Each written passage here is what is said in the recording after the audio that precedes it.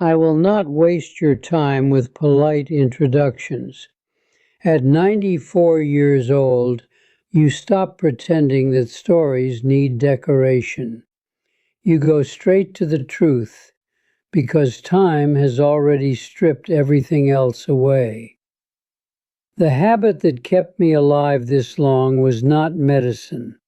It was not luck. It was not even strength. It was something quieter than that.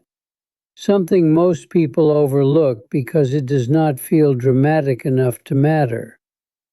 Every single morning of my adult life, through war headlines, factory smoke, family arguments, empty bank accounts, and later through funerals and hospital corridors, I did one simple thing.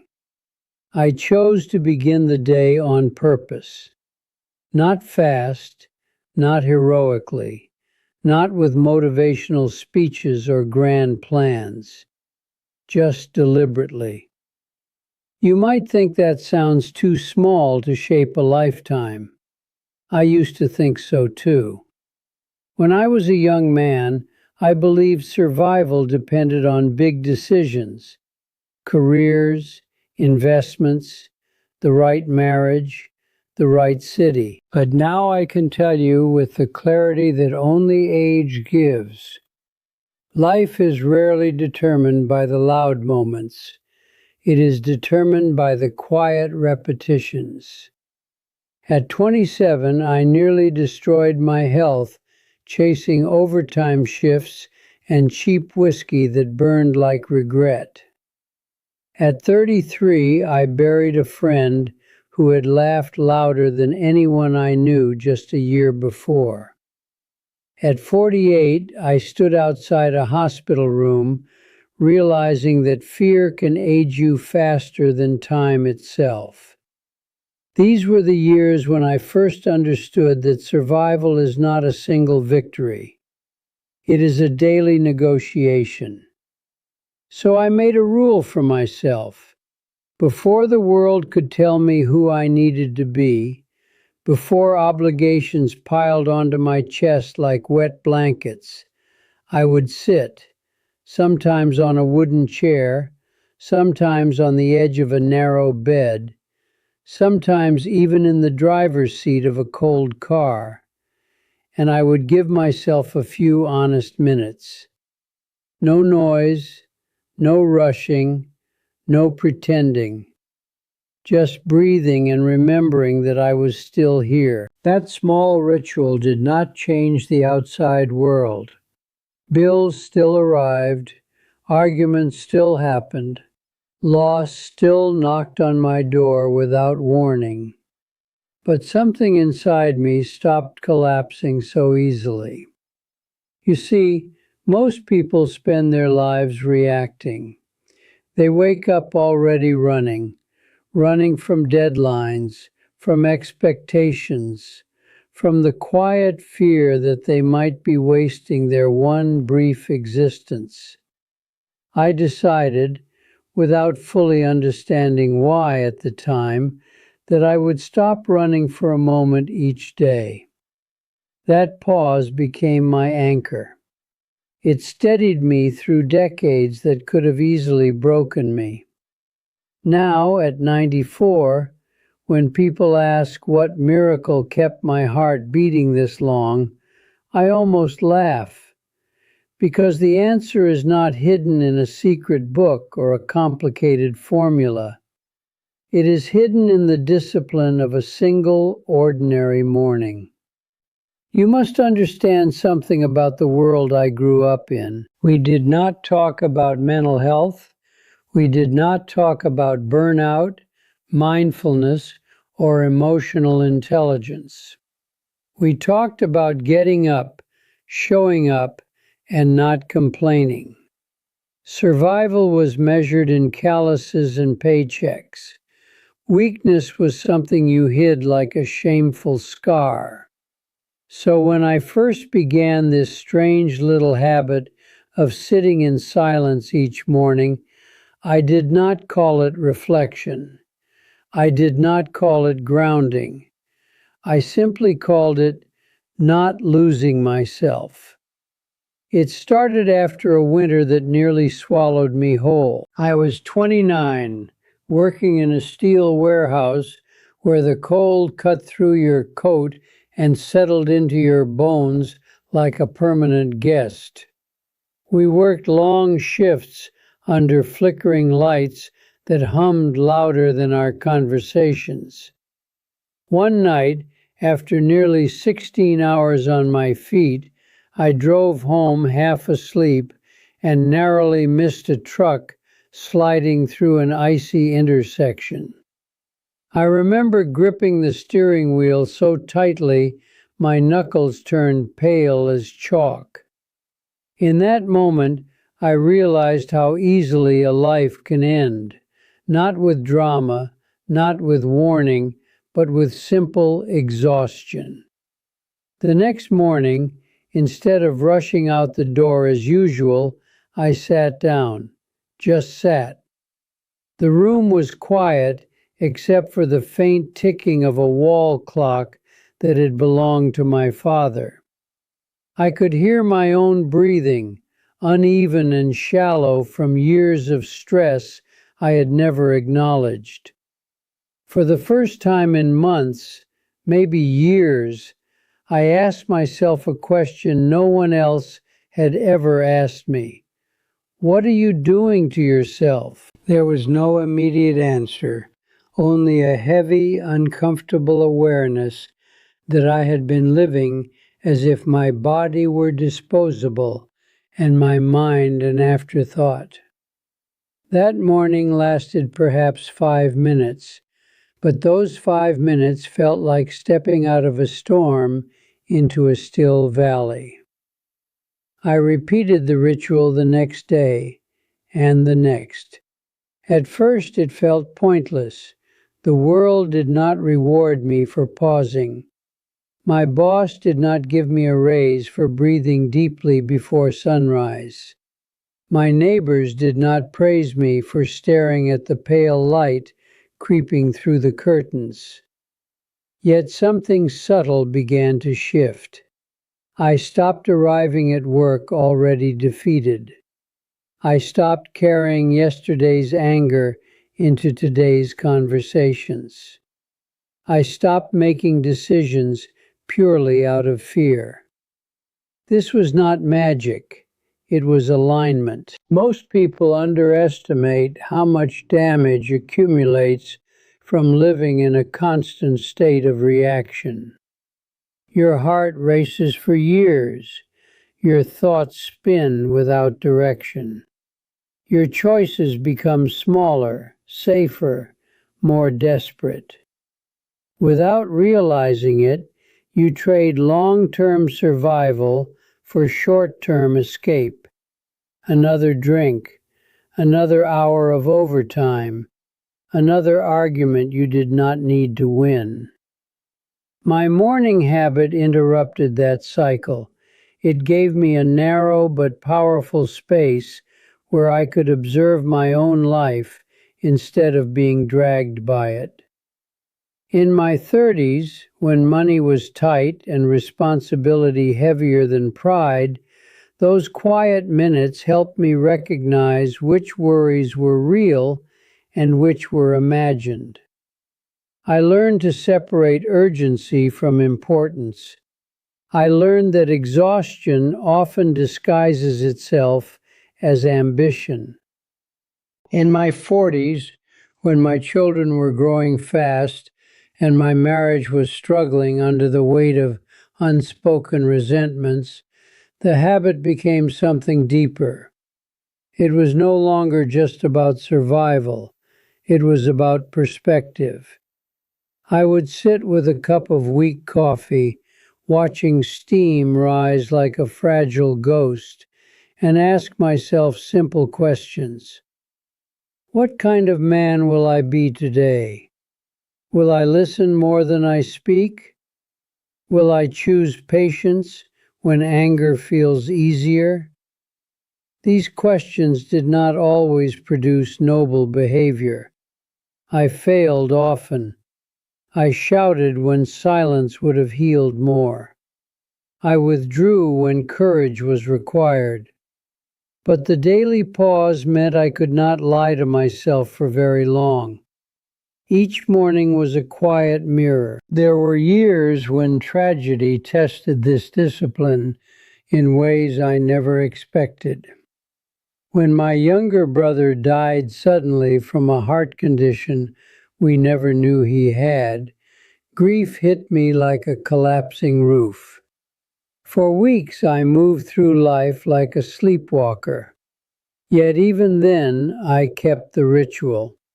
Some mornings I did nothing but sit and cry. Some mornings I stared at the floor, feeling hollow as an abandoned house. But that consistency, that stubborn refusal to abandon the habit, prevented grief from turning into permanent bitterness. It allowed pain to move through me instead of calcifying inside me. By my 50s, I began to notice physical changes as well. My blood pressure, once dangerously high, stabilized. My sleep improved.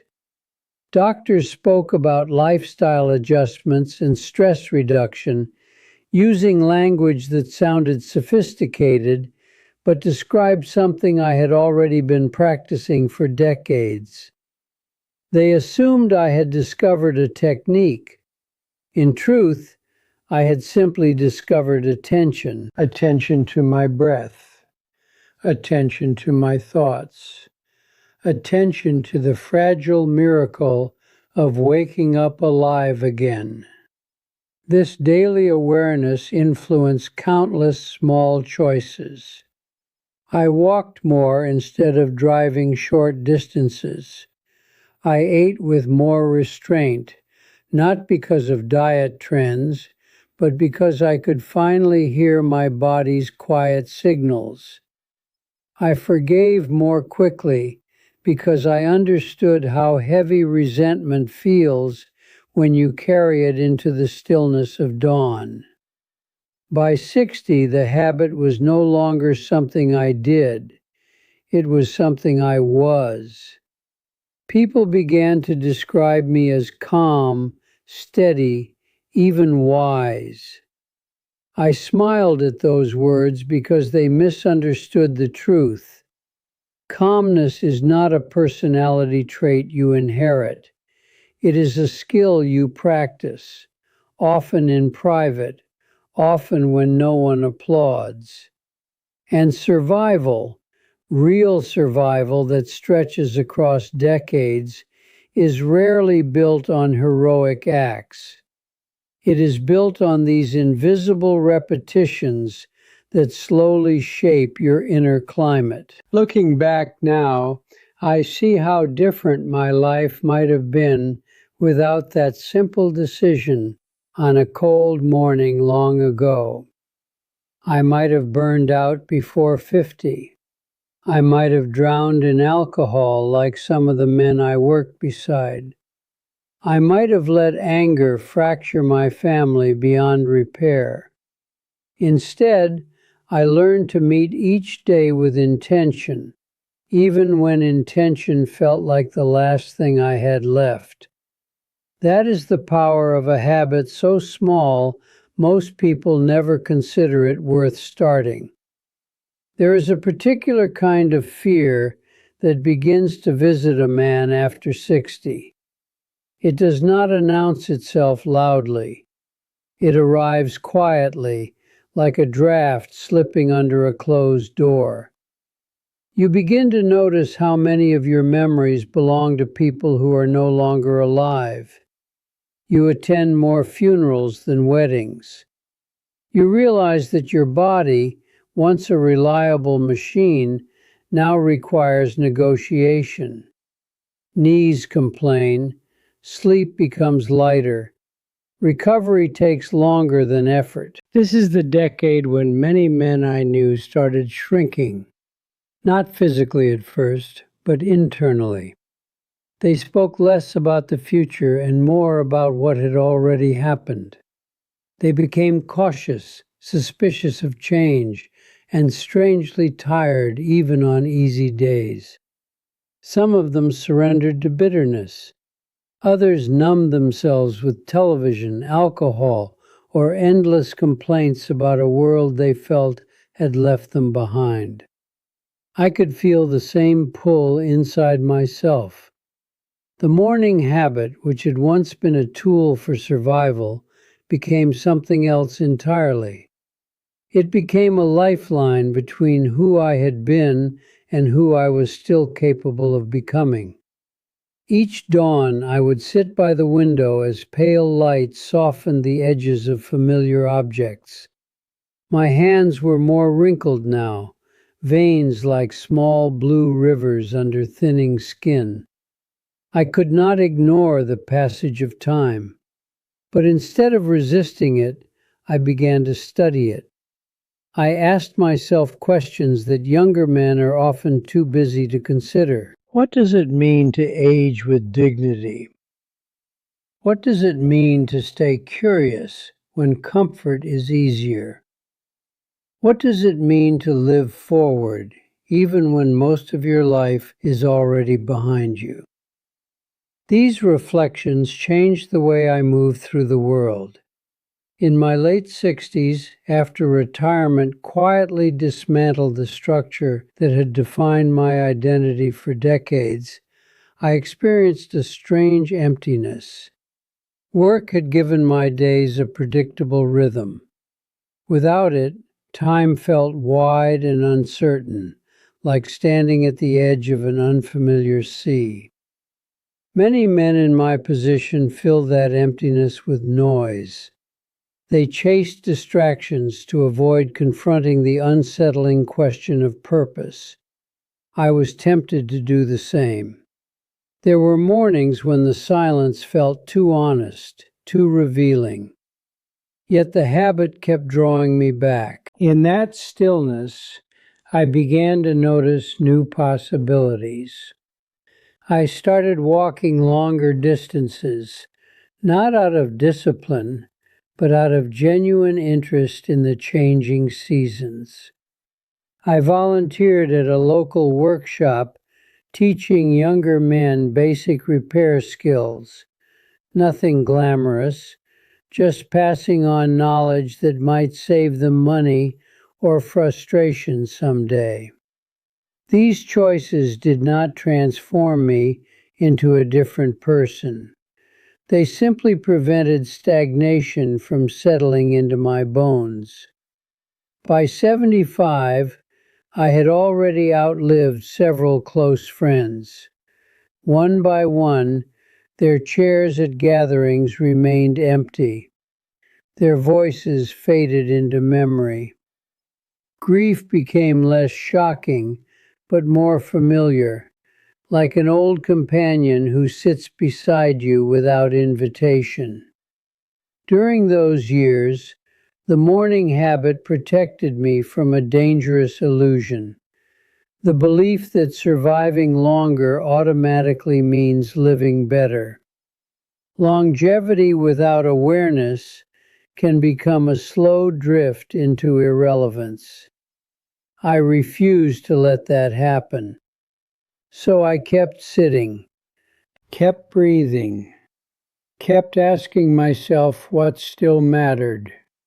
I discovered that meaning in later life is not found in grand achievements.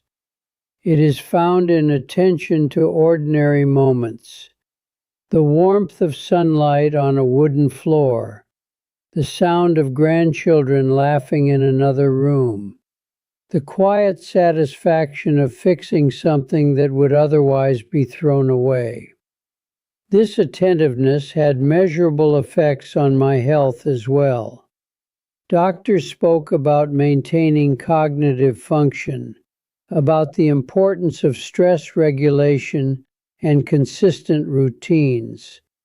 They praised my steady pulse, my relatively strong lungs, my surprising endurance for a man approaching 80. I listened politely, but I knew the deeper reason. The habit had trained my nervous system not to live in permanent alarm. It had taught my mind to release unnecessary tension before it could harden into chronic strain. Over decades, this internal environment became as significant as any external medicine. In my 80s, when physical decline became undeniable, the practice took on yet another role. Pain has a way of narrowing your world. It can make you impatient, self-absorbed, and fearful of the future.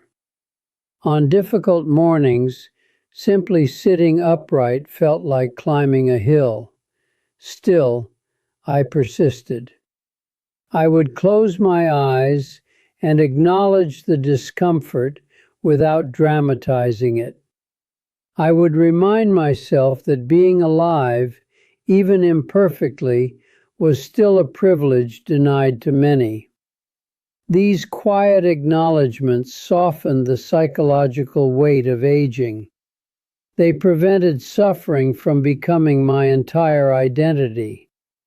There were days when loneliness hovered close, especially after my wife passed away. The house echoed differently without her presence. Familiar routines lost their shared warmth.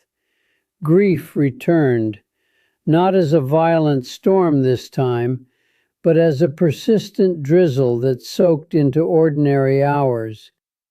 Yet the habit provided continuity. It was something that had existed before loss and would continue after it. A small, stable ritual in a life increasingly shaped by uncontrollable change. By 90, I had become something of a curiosity to younger generations. They asked about diets, supplements, exercise regimens. They expected a dramatic revelation, a hidden formula for defying time. I could see the disappointment when my answers remained simple. I just pay attention, I would tell them. Attention to how I begin each day. Attention to the stories I tell myself about aging. Attention to the difference between giving up and slowing down. Now at 94, the mornings are quieter than ever. My movements are deliberate. My schedule contains more space than obligation. But the habit remains intact, like an old bridge that has carried me safely across countless unseen rivers. It did not make me immortal. It did something more realistic and perhaps more valuable. It helped me stay fully alive for as long as life allowed. If you have listened to me this far, you may still be waiting for a grand revelation, some dramatic turning point, some rare technique that separates those who live long from those who do not. I understand that expectation. For most of my life, I believed survival had to look heroic to be meaningful. But now, standing at 94 with more memories behind me than years ahead, I can tell you something with absolute certainty. The habits that shape your destiny are almost always quiet. They do not announce themselves with applause. They do not demand recognition. They simply repeat themselves day after day until they become the invisible architecture of your character. My morning ritual never made headlines. It did not impress my colleagues or win arguments at family gatherings. There were decades when even I underestimated its importance. Yet it continued to work on me in ways I only fully understood much later. It taught me patience in a culture obsessed with speed. It taught me clarity in moments clouded by fear. It taught me gratitude during seasons when loss felt heavier than hope. Most importantly, it reminded me every single day that life is not something you control, it is something you participate in. You cannot prevent aging. You cannot avoid every illness, every disappointment, every goodbye. But you can decide how you meet the hours you are given. You can choose whether you enter each day as a victim of circumstance or as a witness to your own existence. That choice, repeated thousands of times across decades, becomes a force stronger than motivation. It becomes identity. When I look back now, I do not see one long, continuous story. I see thousands of mornings, thousands of small decisions to sit, breathe, and begin again without resentment toward yesterday or fear of tomorrow. Those moments accumulated quietly like drops of water shaping stone. They softened the harder parts of my personality. They strengthened the fragile parts of my spirit. They created a stability that no external success could have provided. If I could speak to my younger self, the impatient man who believed life would start once he achieved enough, I would tell him this: do not wait for a perfect future to take care of your inner world. Your future is being constructed right now, in the way you wake up, in the way you think, in the way you treat the ordinary beginning of another day. At 94, my ambitions are simpler than they once were. I no longer measure success by productivity or recognition. I measure it by presence, by whether I can still sit in the morning light and feel a quiet sense of belonging to the time I have left. Soon enough, that light will rise without me. Another generation will inherit the routines, the worries, the opportunities I once believed were uniquely mine. This is the natural order of things. It does not frighten me the way it used to, because I have already practiced letting go in small ways every dawn. I have already learned that peace is not found at the end of life. It is cultivated in the middle of it, one intentional breath at a time. So if you are searching for the habit that might carry you further than you expect, do not look for complexity. Look for consistency. Find a few honest minutes each morning before the world begins its demands. Sit with yourself. Listen carefully. Begin deliberately. You may not notice the transformation next week or next year, but if you are fortunate enough to reach an age like mine, you will understand. A long life is rarely the result of one extraordinary decision. It is the quiet reward of thousands of ordinary beginnings.